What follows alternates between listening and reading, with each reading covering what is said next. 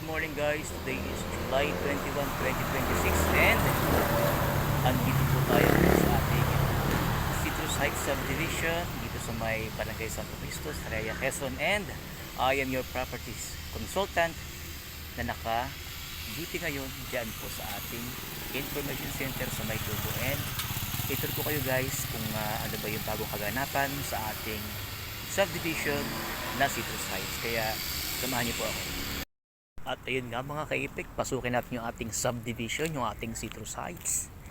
Ito yung ating guard, 24 hours safe security, because siya po ay talagang binabantayan ng ating mga gwardya 24 hours. With fence na po tayo, ang buong subdivision po natin, ang buong Citrus Heights. And ito po yung bago pong update sa ating subdivision.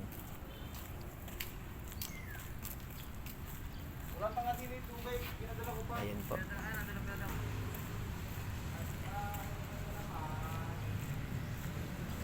Ito po yung mga model houses po natin.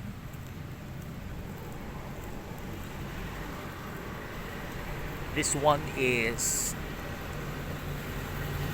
duplex 50. Yan po ang ating duplex 50 mga ka-epek, mga lots. And sa kabila naman po, we have yung ating dalawang model houses na available para po makita po ninyo.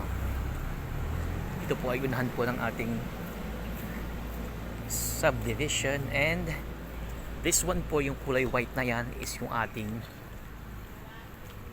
townhouse 44. Ayan po, pier type and dressed up na po yan.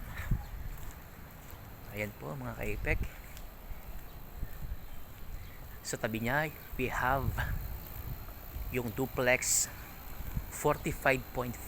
Ayan po, duplex 45.5 dito sa ating Citrus Heights. Yan po ang mga itsura ng mga bahay po natin dito sa ating subdivision. And kagandahan dyan, napakalapit po, very accessible po sa lahat ng mga major establishments, resorts dyan po sa ating Sariaya Gisgis, and also sa mga hospitals and municipal hall, churches, hospital, police stations, etc. Napakalapit po niya.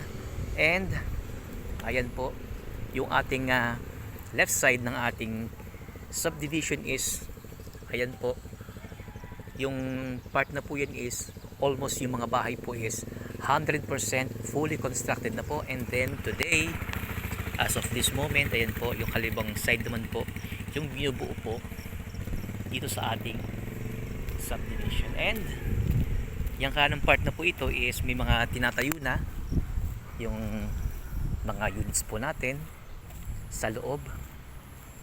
Papakita ko po sa inyo mga ka-epek. Ito yung panibagong progress ng ating Citrus Heights para makita po ninyo.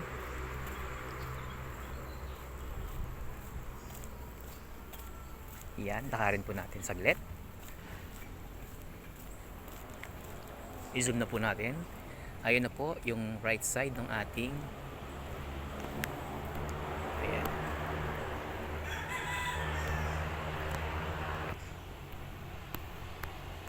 Ayan